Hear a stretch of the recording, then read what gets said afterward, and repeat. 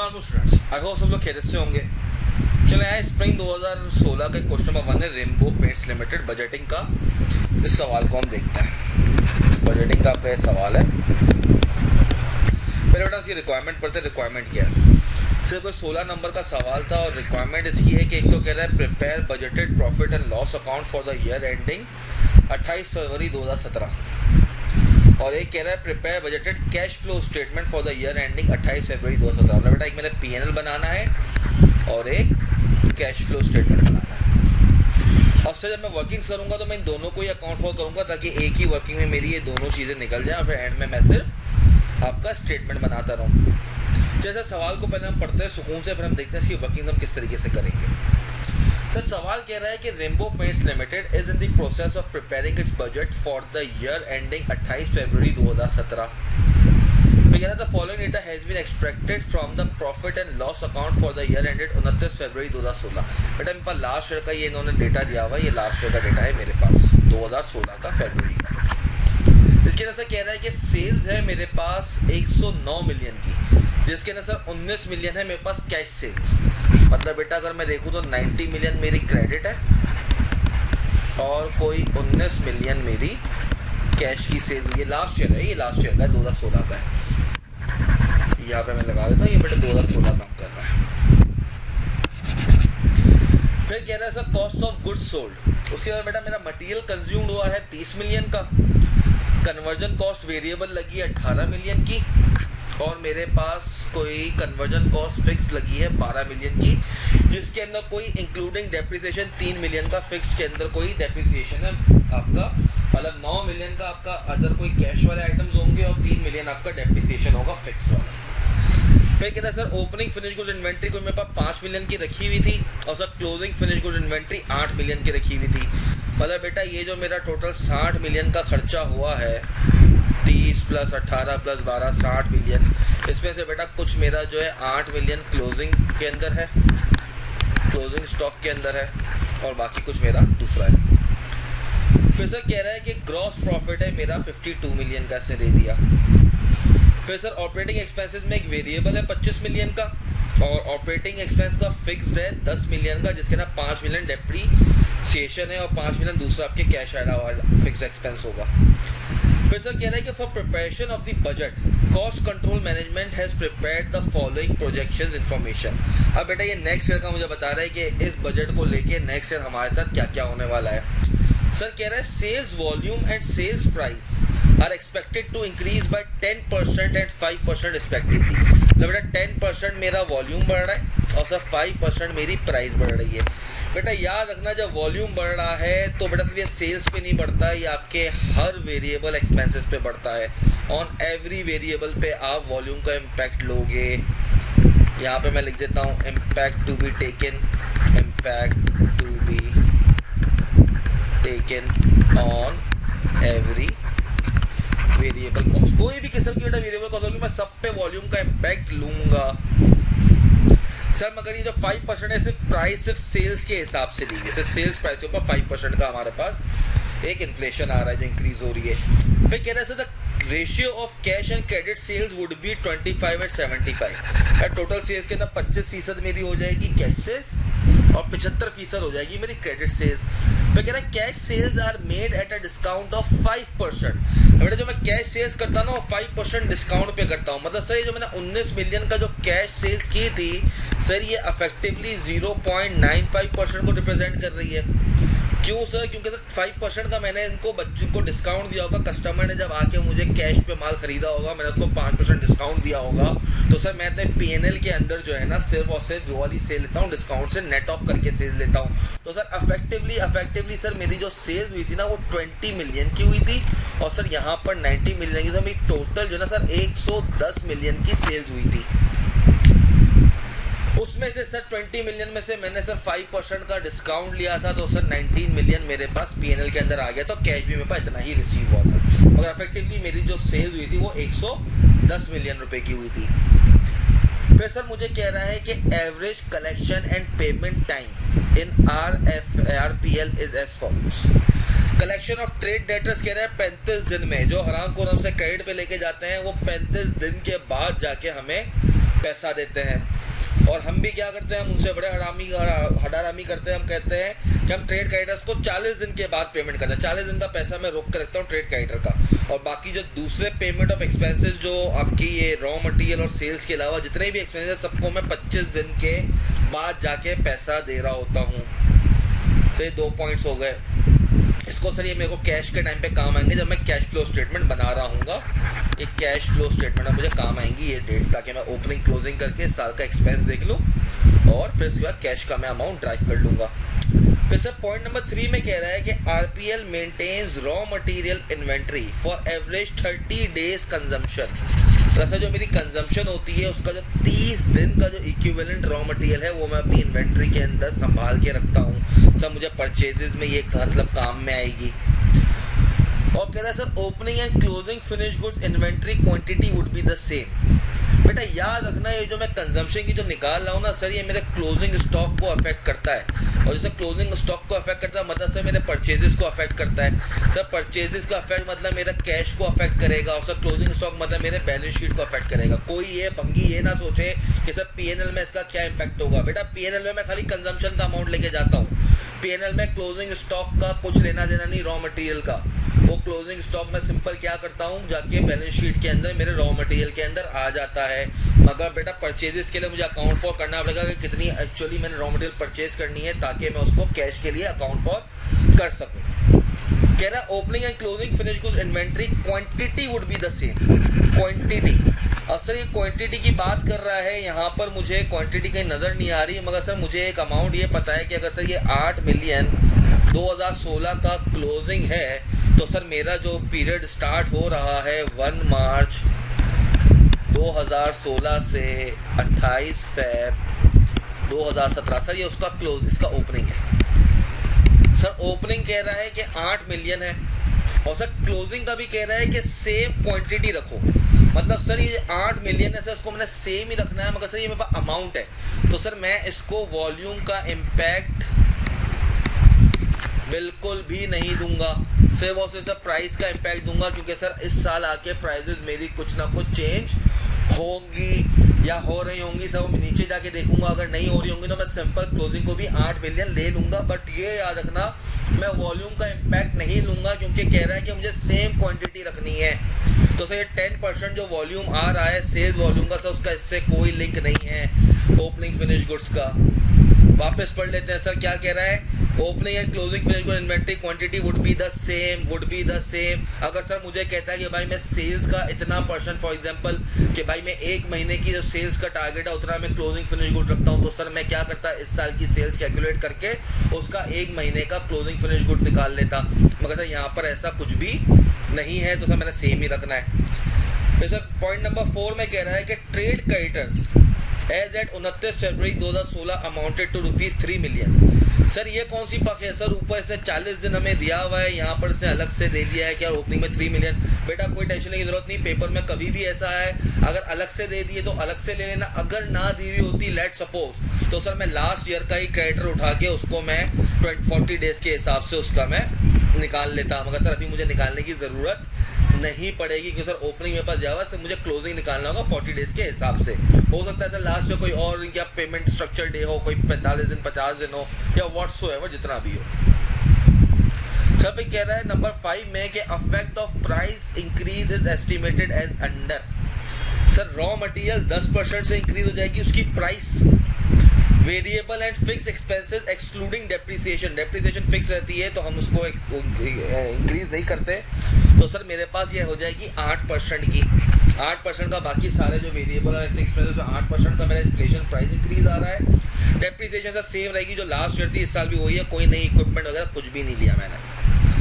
और sir point 6 में कह रहा है कि RPL plans to introduce a new product during the budget period for which it plans to launch an advertisement and campaign during September 2016 to February 2017। मतलब 6 महीने या कोई आप क्या कह रहा है कि यार आपके जो half of the mid year के बाद जो है, हाफ ईयर के बाद ये कोई एडवर्टाइजमेंट कैंपेन करेगा, कोई नया प्रोडक्ट लॉन्च कर रहा है। और फिर उसके अंदर क्या करेगा, कह रहा है in this respect payment of ₹3 million each would be made on 1 September 2016। Sir ये कैश पेमेंट आ रहा है तो सर 3 मिलियन मेरा आ जाएगा, एक आपका 1 सितंबर 2016 पे और एक 1 मार्च 2017। सर 1 मार्च तक मैं जाऊंगा नहीं क्योंकि कैश फ्लो स्टेटमेंट भी सर मैंने कहाँ तक बनाना है 28 फरवरी तक, तो सर ये मेरा कोई क्लोजिंग बैलेंस आ जाएगा इसका 3 मिलियन का। मगर सर एक्सपेंस मेरा आएगा पूरा का पूरा 6 मिलियन का इसी पीरियड में, क्योंकि सर ये जो आपका कैंपेन है ना, कैंपेन सर आपकी हो रही है सितंबर 2016 से फरवरी 2017, जो आपके रिपोर्टिंग पीरियड के बीच में है। तो सर 6 मिलियन पूरा का पूरा आपका एक्सपेंस अकाउंट फॉर होगा। फिर आ रहा है सर आपके पास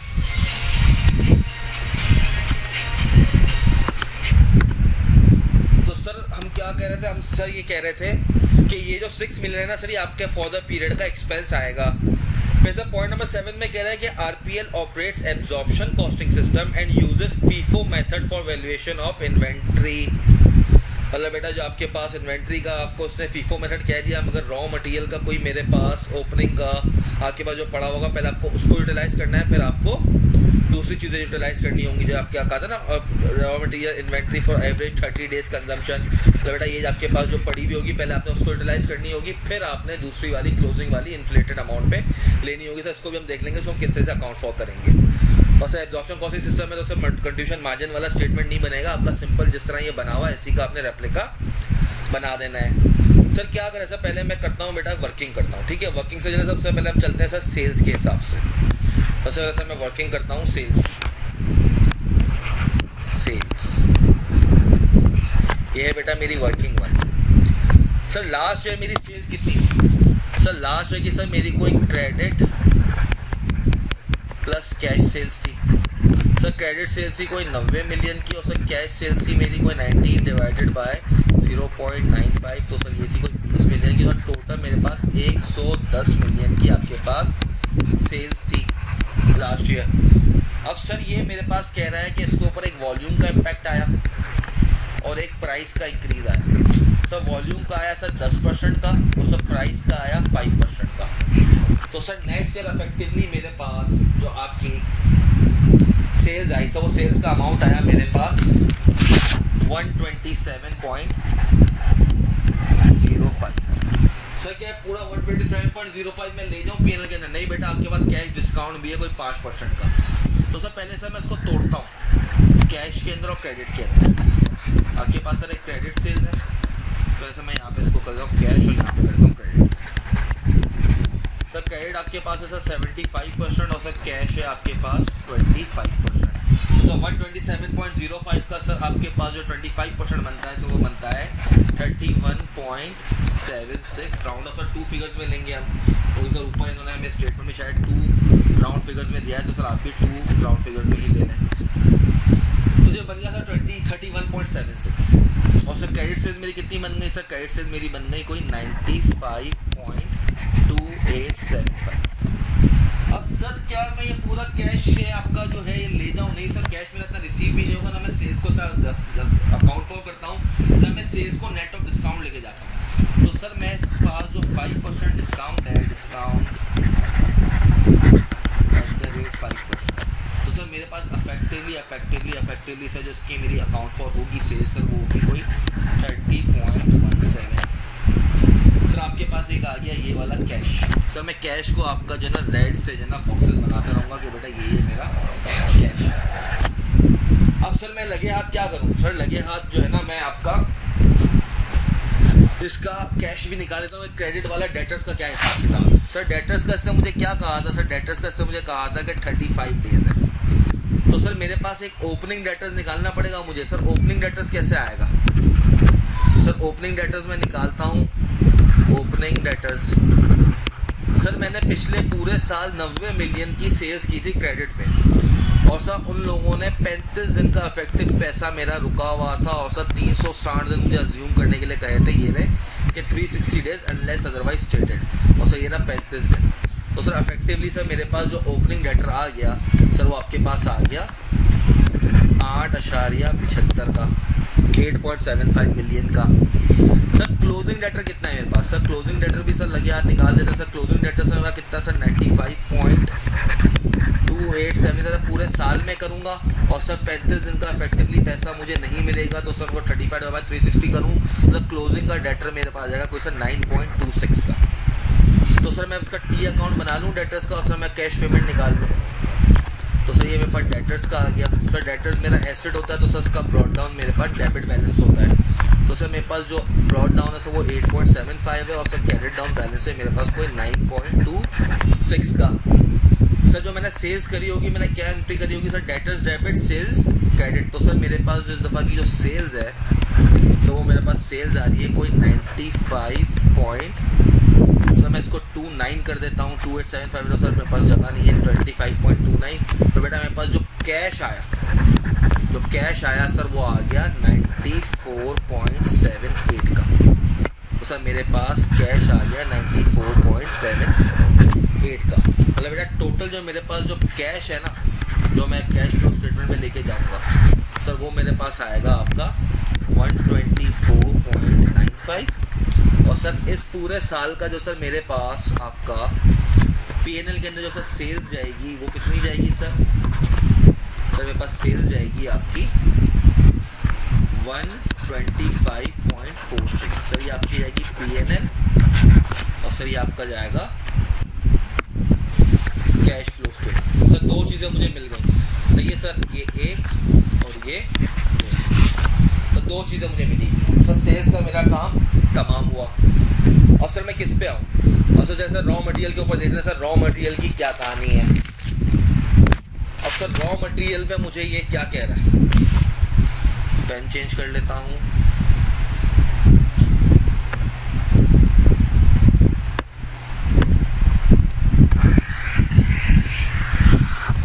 रॉ मटेरियल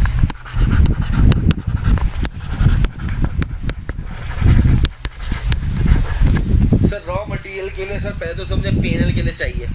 तो सर मेरे पास लास्ट ईयर कितना था, लास्ट ईयर की सर कंजम्पशन थी मेरे पास 30 मिलियन की। सर कहाँ से ला रहे हैं सर, ये रहा सर कंजम्पशन मेरे पास सिंपल गिवन है 30 मिलियन का। सर ये मेरे पास एक दो चीज़ों के लिए इंक्रीज़ हो रहा है सर, एक तो सर वॉल्यूम का इम्पैक्ट आया है मेरे पास और सर एक प्राइस का है। सर वॉल्यूम का कितना है सर 10% और सर प्राइस का भी है 10%। सर ये कहाँ से लिया सर, ये रहा सर आपका, वापस दिखा देता हूँ आपको सर, ये रहा 10% वॉल्यूम का इम्पैक्ट आएगा, उनका सेल्स का वॉल्यूम बढ़ा है तो आपके यूनिट्स भी बढ़े होंगे, तो सर आपका रॉ मटेरियल भी बढ़ा होगा। और सर रॉ मटेरियल की प्राइस इंक्रीज़ हो रही है 10% से, तो सर आपका एक प्राइस का इम्पैक्ट लिया और एक मैंने वॉल्यूम का इम्पैक्ट लिया। तो सर ये आपके पास आ गया 36.3। मतलब सर मेरी इस साल की जो कंजम्पशन है कोई 36.3 मिलियन की होनी चाहिए। सर ये तो मेरा आ जाएगा पीएनएल का अमाउंट, ये आ गया सर पीएनएल में सर मेरा ये चला जाएगा। अब सर मुझे बेसिकली देखना है कि कैश की क्या सूरत हाल है। सर कैश की सूरत हाल मुझे देखनी है। सर कैश के लिए सबसे पहले सर मुझे क्या देखना है, सर कैश के लिए मुझे देखना है कि सर मेरे पास ओपनिंग के अंदर सर, क्योंकि फीफो मेथड है सबसे पहले मैं ओपनिंग वाला यूज़ करूँगा। सर ओपनिंग के लिए सर मेरे पास कितना था सर, ओपनिंग सर मेरे पास सर विदाउट इन्फ्लेशन वाला सर कितना होगा सर ओपनिंग के लिए। सर ओपनिंग के लिए मेरे पास है opening raw material, sir opening raw material है सर मेरे पास कितना 30 मिलियन था बेटा, 30 दिन का मुझे एवरेज में रखना था और 360 था, तो कोई 2.5 मिलियन का मेरे पास आपका रॉ मटेरियल गोदाम में पड़ा हुआ था। सर कंजम्पशन मुझे कितने की चाहिए थी सर, कंजम्पशन मुझे चाहिए सर 36.3 मिलियन की। और सर क्लोजिंग आपके पास कितना था सर, क्लोजिंग सर मैं इसके हिसाब से ही लूँगा सर, क्योंकि मैं अगले साल मेरे प्राइस इंक्रीज है, इन्फ्लेटेड है, तो मैं इन्फ्लेटेड के हिसाब से लूँगा 36.3 मल्टीप्लाई बाय 30/360। तो सर आपके पास आ गया ये 3.03। तो सर इफेक्टिवली मैंने परचेजेस करनी है सर 36.83 की।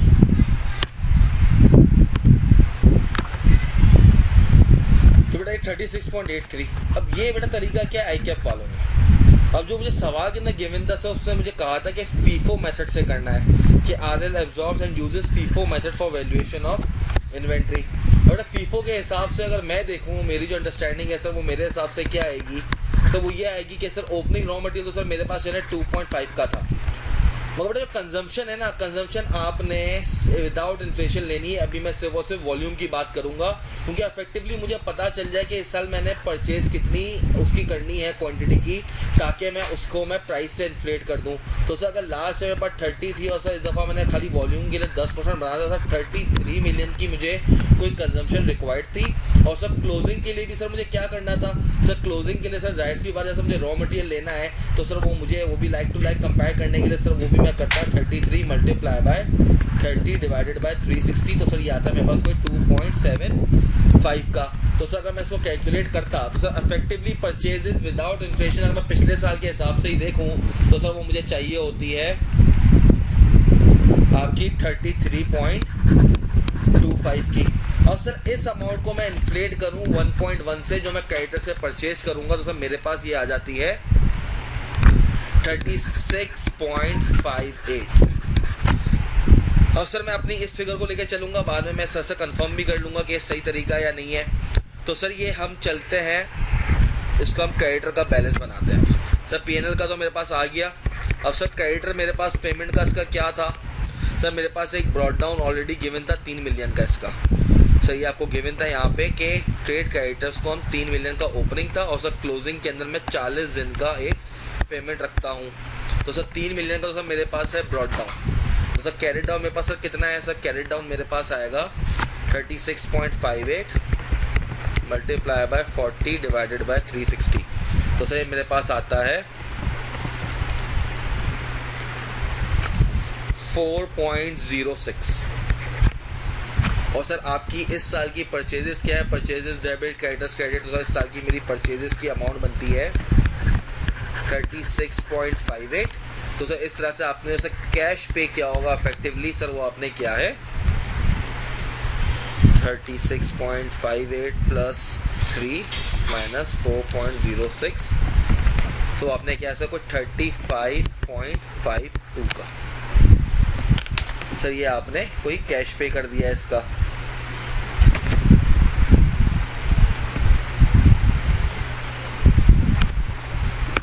तो मैं इसको वापस रेड से कर रहा हूँ ताकि ये आपका आ जाए। अब सर एक सेकंड, 36.58। अब सर क्या रह गया मेरे पास, सर रॉ मटेरियल मेरे पास हो गया। अब सर मैं आ जाता हूँ कन्वर्जन कॉस्ट पे। सर ये मेरे पास क्या आ गई, सर ये थर्ड फिगर एक आ गई, यानी आपकी फोर्थ आ जाएगी कैश फ्लो के लिए, ये सर फोर्थ आएगी। और सर ये आपके पास आएगी थर्ड फिगर पीएनएल के लिए। सर एक बार 4 फिगर्स आ गई। अब क्या करें सर, अब कन्वर्जन कॉस्ट की तरफ हम देखते हैं। सर कन्वर्जन कॉस्ट क्या है मेरे पास, सर कन्वर्जन कॉस्ट के लिए सर उसने मुझे कुछ गिवन दिया है। सर उसने कहा कि लास्ट है सर कन्वर्जन कॉस्ट है मेरी 18, और सर बाकी सारी पेमेंट एक्सपेंसेस सर 25 दिन की है। तो सर मैं सारे एक्सपेंसेस को एक साथ उनकी जो है पेमेंट का देख लूँगा, और सर बाकी जो सारी एक्सपेंसेस है मेरे 8% से बढ़ रहे हैं। तो सर मैं अब ज़रा कन्वर्जन कॉस्ट पे आता हूँ आपके।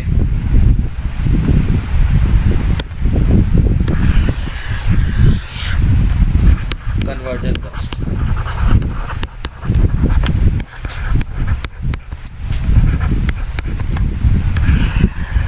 सर, कन्वर्जन कॉस्ट दो किस्म के सर, ये variable sir, variable sir last में कितना था सर 18 था। क्या सर इसको वॉल्यूम के लिए बढ़ाते हैं, जी सर बिल्कुल बढ़ाते हैं सर, वॉल्यूम के लिए बढ़ाऊंगा 10%। और सर प्राइस के लिए, जी सर प्राइस भी इसका इंक्रीज है सर, कितना है सर वो है 8%। तो सर ये आपका कितना आ गया, सर ये आपका आ गया 21.384। तो सर 380 करते हैं, तो सर ये आपकी आ गई पीएनएल की अमाउंट वेरिएबल कन्वर्जन कॉस्ट की। बाकी सर फिक्स्ड है मेरे पास, सर फिक्स को मैं कैसे करूँ, सर फिक्स्ड है मेरे पास लास्ट ईयर थी बेटा मेरे पास 12। अब सर मेरे पास एक डेप्रिसिएशन निकालना पड़ेगा ताकि सर मैं प्राइस का इम्पैक्ट ले लूँ, अदर देन डेप्रिसिएशन है। तो सर मेरे पास fix expense other than depreciation था बेटा 9 मिलियन का। फिर सर वॉल्यूम का इम्पैक्ट नहीं लेते फिक्स्ड के ऊपर, सर प्राइस का इम्पैक्ट जी सर लेंगे 1.08। तो आपके पास जो सर फिक्स एक्सपेंस अब जो आएगा सर वो आएगा कोई 9.72 का, और सर डेप्रिसिएशन आपका वापस एड बैक हो जाएगा 3 मिलियन का। तो सर आपके पास आ जाएगा 12.72 मिलियन। सर ये आपका चला जाएगा P&L के अंदर। अब सर ये आपके पास आ गई कौन सी फिगर, सर ये आपके पास आ गई 5th फिगर, और सर ये आ गया आपके पास 6th फिगर। अब क्या करें सर बाकी सर कैश पेमेंट सारे एक्सपेंस का एक साथ निकालूंगा। अभी सर मैं आ जाता हूँ आपके पास। इसके बाद क्या गिवन है सर? इसके बाद आपके पास गिवन है फिनिश गुड्स का, opening finish goods inventory, closing finish goods inventory.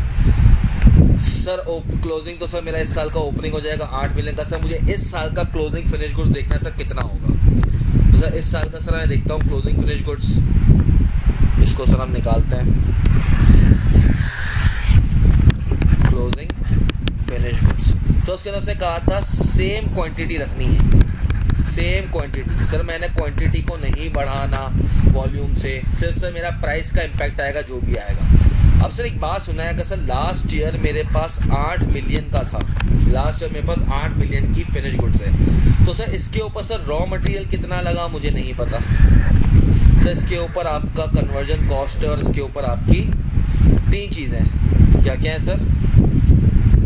आपके पास सर 3 चीज़ें लगती हैं। एक आपके साथ मटेरियल कंज्यूम लगता है, कन्वर्जन कॉस्ट वेरिएबल लगता है, कन्वर्जन कॉस्ट आपका फिक्स लगता है। और सर फिक्स मेरे 2 किस्म के, एक डेप्रिसिएशन के साथ एक नॉन डेप्रिसिएशन के साथ। तो सर मेरे पास एक रॉ मटेरियल है, एक सर मेरे पास वेरिएबल कन्वर्जन कॉस्ट है और सर मेरे पास एक फिक्स कन्वर्जन कॉस्ट है। सर वो कितनी कितनी है सर? अगर मैं देखूँ डेटा से तो सर मेरे पास है 30 मिलियन की, 18 मिलियन की और सर मेरे पास है 12 मिलियन की। और सर 12 मिलियन भी सर 2 चीज़ों में डिवाइडेड है सर। एक आपके पास है 3 मिलियन डेप्रिसिएशन वाला और नॉन डेप्रिसिएशन वाली जो फिक्स है सर वो है कोई 9 मिलियन की। अब सर मैं 8 मिलियन का मुझे सर इस डेटा के अंदर इसको प्रोपोर्शनेट करना है। तो सर ये टोटल बनता कितना है मेरा? सर ये टोटल मेरा बनता है 60 मिलियन। तो सर मैं इसको ज़रा सा प्रोपोर्शनेट कर लूँ सर। 30 मिलियन मल्टीप्लाई बाय, इसको सर मैं 30 million divided by 60 multiply by 8। Sir यही 18 million divided by 60 multiply by 8 और सर यही आपका मल्टीप्लाई बाय 8 बेटा ऊपर आएगा। मैं प्रोपोर्शनेट निकाल रहा हूँ, कुछ भी नहीं कर रहा इसके अंदर, ताकि मुझे एक पता चल जाए कि जो क्लोजिंग फिनिश गुड्स था उसके अंदर आपका मटेरियल का कितना अमाउंट था, सब चीज़ों का अमाउंट कितना था। और सर ये आ जाएगा आपका 9 multiply by divide by 60 multiply by 8 और 3 divided by 60 multiply by 8। Sir ये मेरे पास कोई रॉ मटेरियल का अमाउंट आया आपका 4 मिलियन का। सर मेरे पास जो कन्वर्जन वेरिएबल कॉस्ट लगी हुई थी सर वो लगी हुई थी कोई 2.4 की। और सर मेरे पास ये लगा हुआ था 1.2 का और सर ये लगा हुआ था 0.4। इस सबको सर ऐड कर दें तो आपका ये बनेगा 8 मिलियन ही। 4 और ये 6.4, ये 7.6 और ये सर 0.4 है। अब सर क्या करना है? सर मैंने क्वांटिटी सेम रखनी है, सिर्फ और सिर्फ प्राइस का इम्पैक्ट देना है, only price impact. Sir raw material मेरा कितने से बढ़ा? सर मेरा रॉ मटेरियल बढ़ा सर 10% से, बाकी सर मेरा सर सारे बढ़े 1.08% से। तो सर मैं इन्फ्लेट कर दूं क्या? सर ये बढ़ेगा नहीं सर, ये नहीं बढ़ेगा, डेप्रिसिएशन मेरा नहीं बढ़ता, तो सर ये एज इट इज़ ही रह जाएगा। तो सर अब मेरे पास जो क्लोजिंग फिनिश गुड्स आएगा वो कितना आएगा? सर ये आ जाएगा 4.4, ये आ जाएगा सर 2.59, सर ये आ जाएगा आपका 1.3 और सर ये आपका 0.4 ही रहेगा। तो सर सबको एडअप करूँ तो सर मेरे पास जो क्लोजिंग फिनिश गुड्स की जो अब जो मेरी जो अमाउंट बनती है वो बनती है sir 8.69, which is equivalent to the same quantity as it was last year. सिर्फ और सिर्फ मैंने इसके अंदर प्राइस का इम्पैक्ट शामिल किया है। तो सर ये मेरा P&L के अंदर जाएगा। तो मेरे पास ये 7वीं फिगर ड्राइव हो गई। पहले 6 हुई है ना जी सर, 5 6 4 3 1 2, ठीक है सर, ये मेरे पास सर हो गई। अब क्या रह गया सर मेरे पास? सर अब मेरे पास रह गए ऑपरेटिंग एक्सपेंसेस। अब मेरे पास रह गए operating expenses. Sir operating expenses में मुझे एक वेरिएबल है और फिक्स्ड है। सर वेरिएबल है 25 मिलियन का, फिक्स्ड है बेटा 10 मिलियन का, लेकिन मेरे पास 5 मिलियन डेप्रिसिएशन है और मजीद मेरे पास एक यहाँ पर भी एक था ये एडवर्टीजमेंट वाला 6 मिलियन वाला। चलिए सर मैं इसको करता हूँ ऑपरेटिंग एक्सपेंसेस को। पेन अब कौन सा यूज़ करें?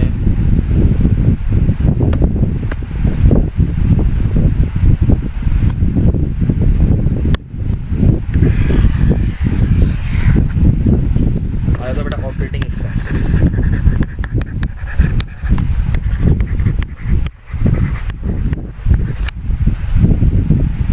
Operating expenses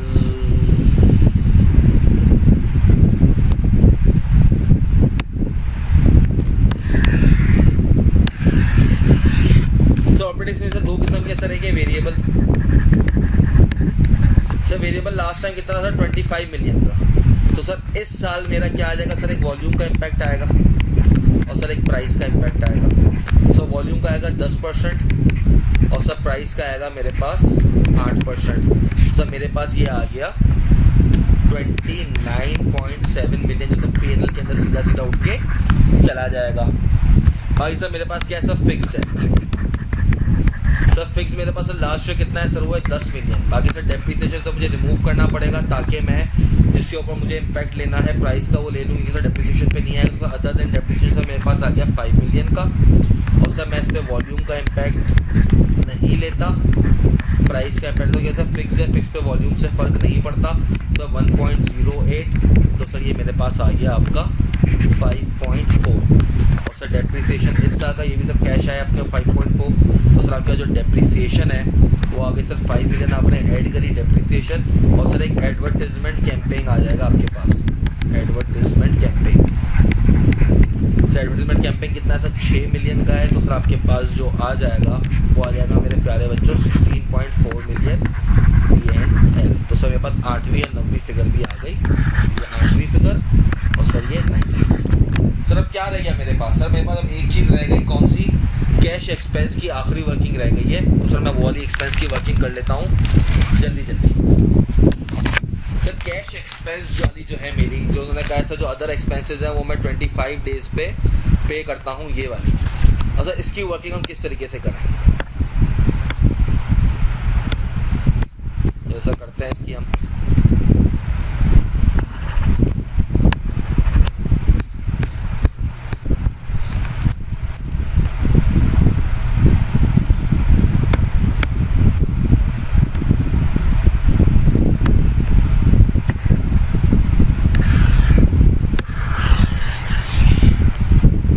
other expenses sir इसका मुझे ओपनिंग भी नहीं दिया हुआ ना क्लोजिंग दिया हुआ है, तो सर मुझे ड्राइव करना पड़ेगा। सर एक तो मेरे पास है सर लास्ट ईयर और सर एक है मेरे पास नेक्स्ट ईयर। सर है कौन कौन से एक्सपेंस जो अदर थे सर, एक तो मेरे पास था वेरिएबल कन्वर्जन कॉस्ट, सर मेरे पास था fix conversion cost, other than depreciation, other than depreciation. Sir depreciation के पैसे मैं पे नहीं करता, नॉन कैश आइटम में सर कैश फ्लो के लिए मैं अकाउंट फॉर कर रहा हूँ। फिर मेरे पास ऑपरेटिंग एक्सपेंस है सर वेरिएबल, और सर मेरे पास ऑपरेटिंग एक्सपेंस है फिक्स्ड, वो भी sir other than depreciation. Sir last year sir variable cost मेरे पास कितनी थी, सर लास्ट ईयर की सर मेरे पास थी 18 मिलियन की। और सर फिक्स मेरे पास कितनी थी सर, 9 मिलियन की। सर डेप्रीसिएशन के बगैर लेना है तो सर 18 और 9 सर मैं अकाउंट फॉर कर दूं, 18 यहाँ थी, 9 मिलियन यहाँ थी। सर ऑपरेटिंग एक्सपेंस सर मेरे पास वेरिएबल कितना था सर 25 था, और sir fix other than depreciation था 5, 25 और 5। सर नेक्स्ट ईयर कितना हो गया सर वेरिएबल कन्वर्जन कॉस्ट का सर जो पीएनएल के अंदर जा रहा है, सर वो मेरे पास है कोई 21.38। और सर मेरे पास जो फिक्स्ड है सर वो 9.72 कैश वाला जाएगा, ये भी एक्सक्लूडिंग डेप्रीसिएशन ही लूँगा मैं, क्योंकि सर देखो 9 को मैंने सिर्फ और सिर्फ आपका अदर एंड डेप्रीसिएशन को इंक्लूड किया था। तो सर मैं खाली ये दो अमाउंट लूँगा 21.38 और सर 9.72। बाकी सर क्या ऑपरेटिंग एक्सपेंस जो है वो कितना है सर, सर ऑपरेटिंग एक्सपेंस आपके पास है 25 का, ये रहा सर आपके पास, ये आपका 29.7 का हो गया। और सर ये आपके पास आ गया 5.4 का, 29.7 और 5.4। सर एडवर्टीजमेंट यहाँ ले, नहीं बेटा एडवर्टीजमेंट हम नहीं ले सकते, क्योंकि एडवर्टीजमेंट के लिए मुझे अलग ही पेमेंट डेज दिए हुए हैं। मैं अभी इसको 25 और 25 दिन वाले के अंदर कॉर्पोरेट करने के लिए कर रहा हूँ, तो उस वर्किंग में ये शामिल नहीं होगा, एडवर्टीजमेंट वाला शामिल नहीं होगा, क्योंकि उसकी मुझे एग्जैक्ट डेट्स दी गई है कि मुझे कब पे करना है। ये बेटा गिवन है यहाँ पे कि मुझे वो पे कब करना है। एक आपको करना है 1 सितंबर 2016 और एक करना है 1 मार्च 2017 को। हाँ सर क्लोजिंग में तो मेरे पास आएगा वो, एक 3 मिलियन का है। तो सर मैं इसका क्या करूं, सर इसका हम यहाँ पर देखते हैं। सर ये मेरे पास आ गया कोई 3.96, सर यहाँ पे मेरे पास आ गया, नहीं सॉरी 57 आया, ये आ गया सर मेरे पास 57, और सर ये मेरे पास आया 66.2, और सर इनका जो मेरे पास ओपनिंग और क्लोजिंग बैलेंस है उसको मैं सर किस तरह देखूँ सर, उसको मल्टीप्लाई कर दूँ 25 डिवाइडेड बाय 360 और सर इसको भी 25 डिवाइडेड बाय 360 डेज। तो सर मेरे पास जो बैलेंस आ जाएगा, जो आपका आएगा सर वो यहाँ पे आएगा 3.96 का और सर यहाँ पर आ जाएगा 4.6 का। सर एडवर्टीजमेंट क्या कहता है, ओपनिंग का मेरे पास कुछ पड़ा हुआ था जो मुझे पे करना हो, नहीं सर ज़ीरो था। सर क्लोजिंग में है जी सर 3 मिलियन मुझे पे करने हैं 1 मार्च को। तो सर मेरे पास ये ओपनिंग एंड क्लोजिंग आ गया आपके पास 3.96 और 7.6। तो सर मैं ज़रा इसका आपका अकाउंट बना लूँ, टी अकाउंट अदर एक्सपेंसेस का, अदर एक्सपेंसेस बेटा ऑपरेटिंग नहीं है, अदर एक्सपेंसेस है। सर ब्रॉड डाउन मेरे पास कितना था सर, वो था मेरे पास 3.96 का और सर कैरेट डाउन मेरे पास कितना है सर, वो है मेरे पास 7.6 का। सर फॉर द ईयर का एक्सपेंस कितना है for the year? Sir for the year के सर मेरे पास 2 एक्सपेंस है सर, एक तो मेरे पास है सर 66.2 और सर मेरे पास एक एडवर्टीजमेंट है 6 मिलियन की, बेटा वो भी तो एक्सपेंस ही है ना आपका। तो सर ये 76.2 हो जाता है। तो सर मेरे पास जो कैश इफेक्टिवली जो मैंने पे किया है सर वो आता है कोई 68.56।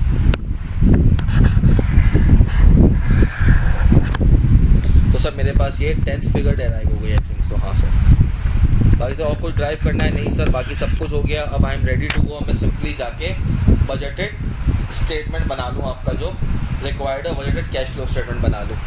सर बजटेड स्टेटमेंट बनाते हैं सर क्या करना है, सिंपल से बेटा सर खाली फिगर्स मैंने उठानी है। तो सर मैं बनाता हूँ आपका budgeted P&L, budgeted P&L for the year ended, sorry February 28 है ना आपका, Feb 28 2017। Sir sales, sir figure 1 और 2 यहाँ पे आएगी। फिगर 1 आएगी सर, वो कितनी थी मेरे पास सेल्स की, बेटा जाके देख लेता हूँ। सर मेरे पास आई थी P&L की 125.46, तो 125.46 लगा दूँ मैं यहाँ पे। सेल्स आ गई 125.46। सर ये है रुपीज़ एंड मिलियन। फिर क्या है सर, सर फिर मेरे पास आ जाएगा cost of sales. Sir cost of sales में मेरे पास क्या क्या है सर, आपके पास कॉस्ट ऑफ सेल्स में था मटेरियल कंज्यूम्ड, रॉ मटेरियल आ जाएगा, कन्वर्जन कॉस्ट वेरिएबल आ जाएगी, कन्वर्जन कॉस्ट फिक्स आ जाएगी, फिर आपके पास ओपनिंग फिनिश गुड्स और क्लोजिंग फिनिश। सर यही परफॉर्मा मैंने सिर्फ छाप लेना है और सर मैं फिगर्स भी देखता जाता हूँ सर कितनी है। सर रॉ मटेरियल का सर 36.3 था, आपका कन्वर्जन कॉस्ट वेरिएबल 21.38 था और सर फिक्स्ड आपके पास था 12.72 और सर फिनिश गुड्स आपके पास क्लोजिंग था 8.69 और ओपनिंग था 8। तो मैं सिंपल अब क्या करूँ सर, इसको प्लॉट कर दूँ। तो आपके पास आ गया मटेरियल कंज्यूम्ड लिख दें, रॉ मटेरियल लिख दें, मटेरियल कंज्यूम्ड या मटेरियल कंजम्पशन लिख दें। मटेरियल कंजम्पशन सर 36.3, आपके पास sir conversion cost variable, conversion cost fixed, sir conversion cost variable आपकी थी 21.38 और सर ये आपके पास थी 12.72। सर आपके पास जो total sir cost of goods manufactured आया वो आ गया sir 70.40 cost of goods manufactured COGM। बेटा पूरा लिखना पेपर के अंदर, मैं यहाँ पे छोटा स्मॉल लिख रहा हूँ। फिर सर ओपनिंग मेरे पास फिनिश गुड्स थे, ओपनिंग FG, सर ओपनिंग मेरे पास ऐड होते हैं वो लेस होते हैं। तो सर मेरे पास 8 मिलियन का सर ओपनिंग था। क्लोजिंग सर मैं हटाता हूँ, closing stock closing finish good, sir closing finish good मेरे पास आया था 8.69। तो सर आपके पास जो ग्रॉस प्रॉफिट है सर, ये आपका टोटल सर ये एक्सपेंस जो आ गया सर, ये आया कितना 69.71 और सर आपके पास जो ग्रॉस प्रॉफिट आ गया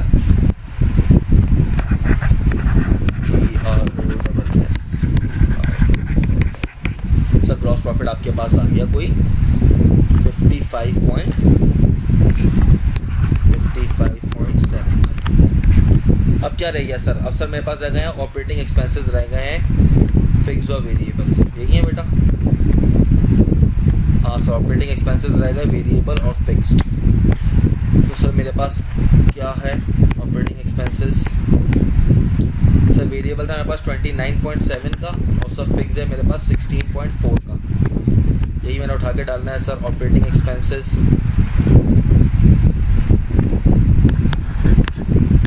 वेरिएबल और फिक्स्ड।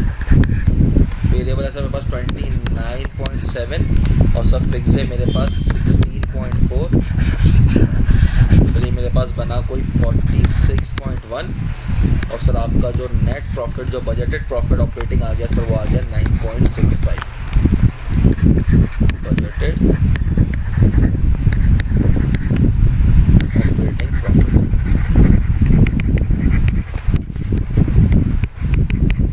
सर अब क्या रह गया सर? अब कैश फ्लो स्टेटमेंट रह गया sir. Cash flow statement sir working मैं कर चुका हूँ, सिर्फ और सिर्फ सर मैं ड्राइव करके इसको बस यहाँ पे लिखूँगा कैश फ्लो स्टेटमेंट।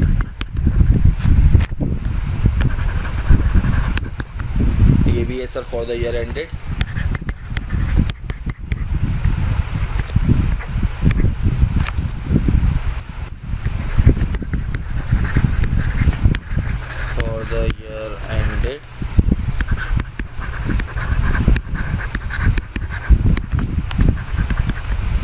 फरवरी 28, 2017।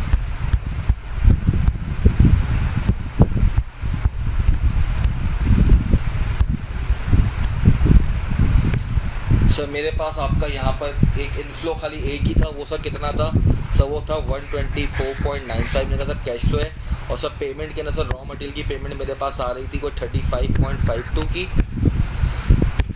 और बाकी सर आपके पास सारी दूसरी जो आपके पास आउटफ्लो आ रहा था वो कितना आ रहा था बेटा? वो सर आ रहा था कोई 68.56 का। बस बेटा तीन ही फिगर्स हैं, मैं कोई इतना लंबा चौड़ा नहीं किया। तो सर मेरे पास एक तो आपके पास इनफ्लो आ गया, इनफ्लो सेल्स से सर सेल्स आपके पास इनफ्लो आया कोई 124.95 का।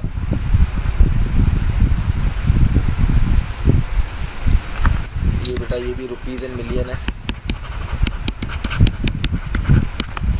बाकी सर आउटफ्लो मेरे पास सर दो हैं। एक तो है सर क्रेडिटर्स को for purchases of raw material, creditors for raw material. Sir वो कितना है सर? वो मेरे पास है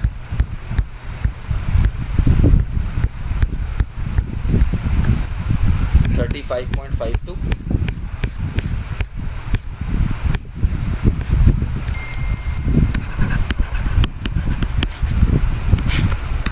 और सर एक आपके पास है अदर एक्सपेंसेस।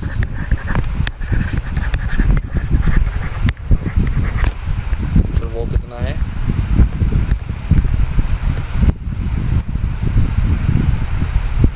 68.56।